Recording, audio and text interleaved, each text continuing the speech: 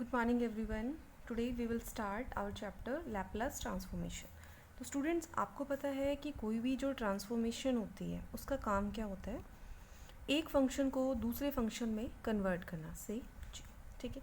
अगर मैं यहाँ पर एग्जांपल लूँ डिफरेंशिएशन का, तो डिफरेंशिएशन क्या करता है, एक फंक्शन को दूसरे फंक्शन में कन्वर्ट करता है। अगर आपके पास कोई फंक्शन है, डिफरेंशिएबल फंक्शन है, तो आप जब उस पर ये डिफरेंशिएशन ऑपरेटर अप्लाई करेंगे तो आपको क्या मिलेगा, एफ डैश। ठीक है, क्या मिलेगा आपको, एफ डैश।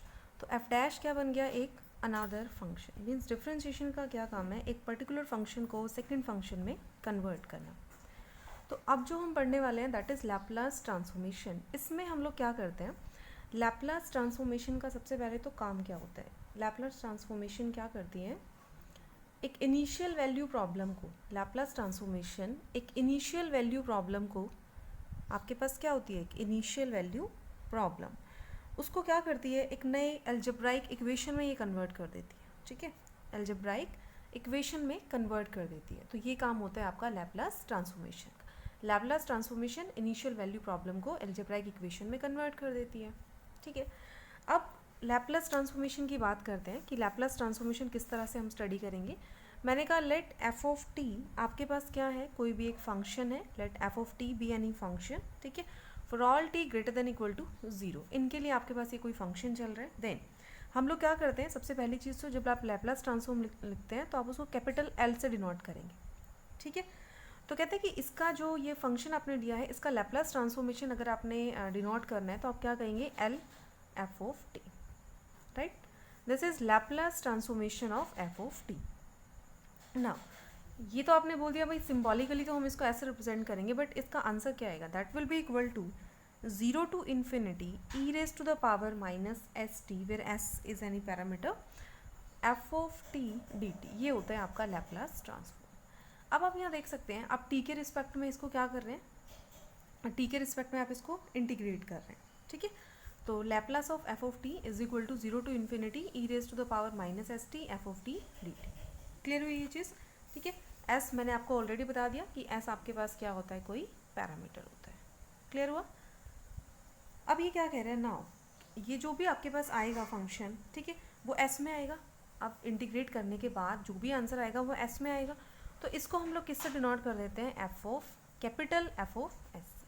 ठीक है, तो Laplace of F of T is equal to F of S type का आपके पास आंसर आएगा। ठीक है, अगर मैं लिख दूं कि F of T is equal to Laplace inverse of F of S, Laplace inverse of F of S, तो एफ ऑफ टी क्या है, इनवर्स लैप्लास ट्रांसफॉर्मेशन है किसकी, कैपिटल एफ ऑफ एस की।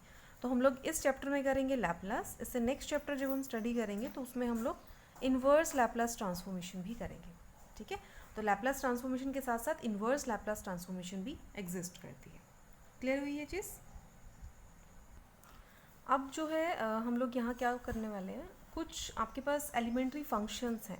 ठीक है, तो हम लैप्लास एल टी से मैं इसको डिनोट कर रही हूँ, Laplace transformation of some elementary functions. कुछ एलिमेंट्री फंक्शंस हैं हमारे पास, उनकी लैप्लास ट्रांसफॉर्मेशन जो है वो हम स्टडी करने वाले हैं। ठीक है, जैसे मैंने कहा फर्स्ट कुछ फॉर्मूलाज हैं वो आपको ध्यान रखने हैं। ठीक है, जैसे फर्स्ट है कि लैप्लास अगर हम 1 का फाइंड आउट करेंगे then that will be equal to 1 upon S.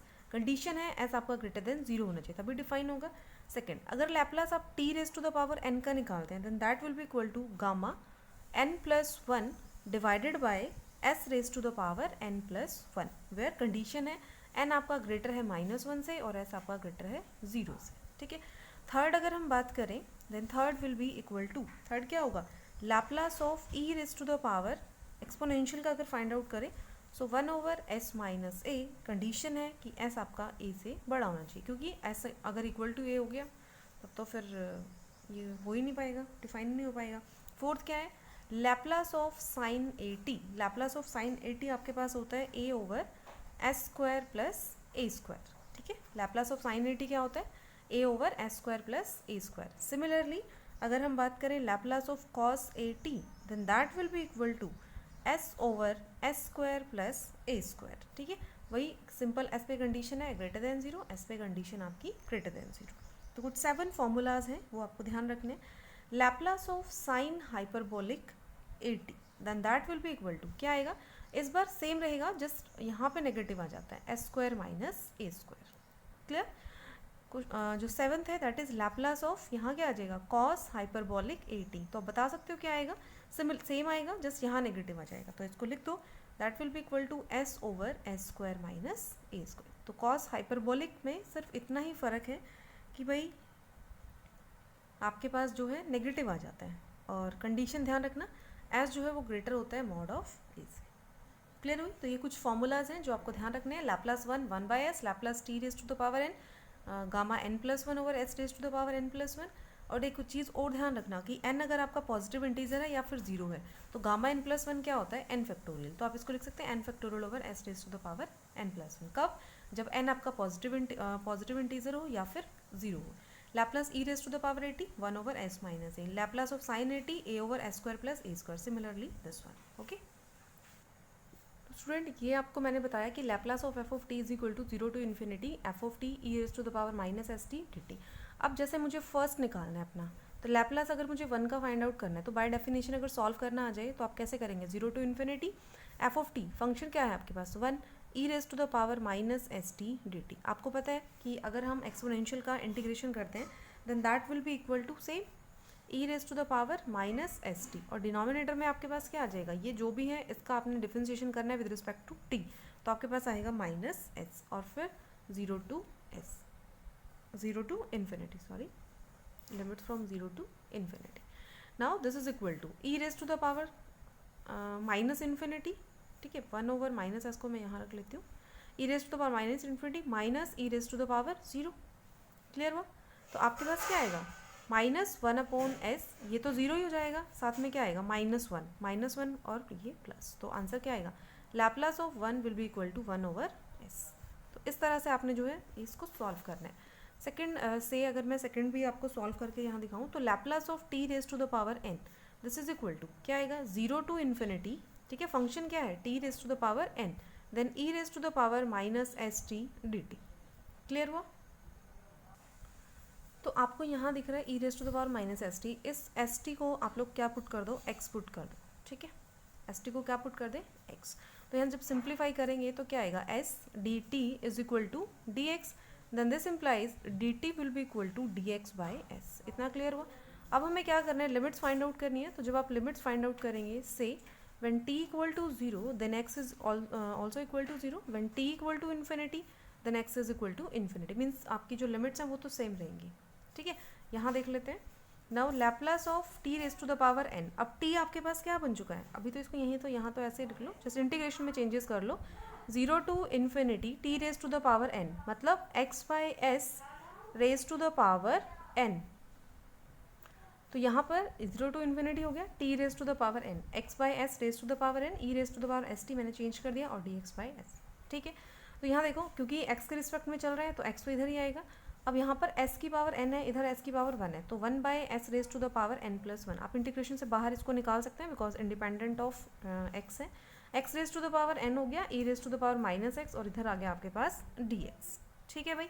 अब जो ये फंक्शन आया है क्या ये आपके पास गामा फंक्शन नहीं बन गया, zero to infinity X raise to the power N, E raise to the power minus X D X, ये पूरा क्या बन गया, गामा फंक्शन। तो ध्यान रखना है आपने, गामा फंक्शन।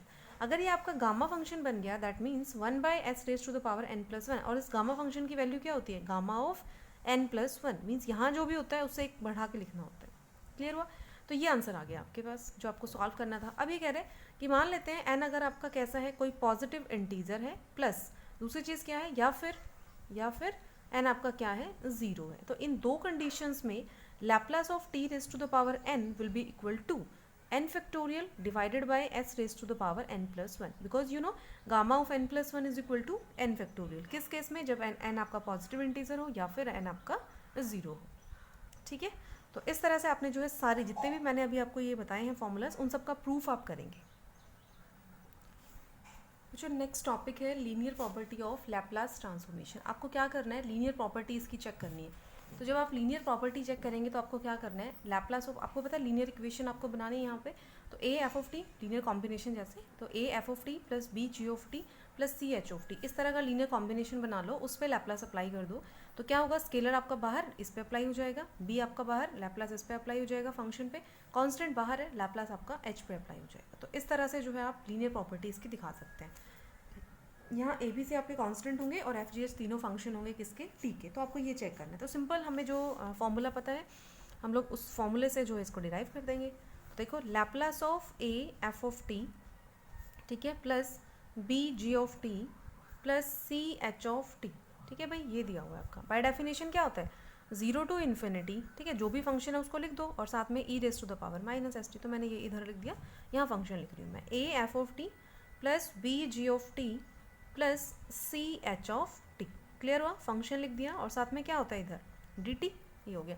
अब आपको पता है कि इंटीग्रेशन जो होता है वो हमारा सेपरेट हो जाता है, इंटीग्रेशन क्या होता है, सेपरेट हो जाता है, कर दो सेपरेट, क्या आएगा, कांस्टेंट है, कांस्टेंट आपका बाहर आ जाता है, 0 to infinity E raise to the power minus S T F of T. Clear, फिर बी बाहर आ जाएगा, 0 to infinity E raise to the power minus S T G T plus 0 to infinity C आपका constant बाहर आ जाएगा, E raise to the power minus S T H of T और साथ में डी टी, ये सब लगा लेना आप इसके साथ, ठीक।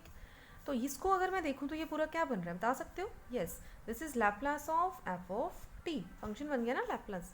इधर से क्या है, E raise to the B, B को यहाँ लिखो, 0 to infinity and this one, पूरा ये क्या बन रहा है, Laplace of G of T, तो इसको लिख दो।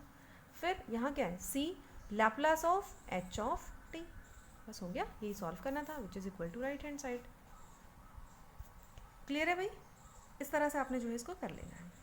तो यहाँ से अगर आप देख सकते हैं तो हम एक चीज़ आप ध्यान रखना, जो ये लैप्लास होता है एल, इसको हम लोग क्या बोलते हैं, ऑपरेटर बोलते हैं, क्योंकि किसी फंक्शन पे अप्लाई हो रहा है ना ये, that's why this is known as operator. तो लीनियर जो आपके पास ये लैप्लास ट्रांसफॉर्मेशन है वो क्या है, एक लीनियर ऑपरेटर है।